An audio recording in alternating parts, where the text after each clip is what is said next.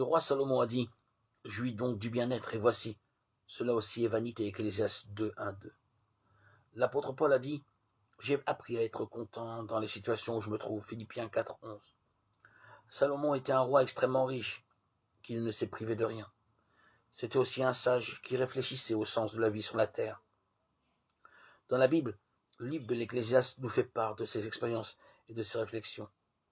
Comme un triste refrain, le mot vanité remplit ce livre. Vanité des vanités, tout est vanité. Ecclésiaste 1, 2. C'est-à-dire futile, n'ayant qu'une valeur illusoire. L'apôtre Paul, lui, avait travaillé sans relâche à répandre l'évangile.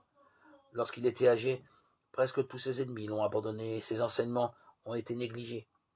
Enchaîné au fond d'une prison romaine à cause de sa foi, Paul était pourtant heureux. Il écrit « Réjouissez-vous toujours dans le Seigneur » Philippiens 4, 4.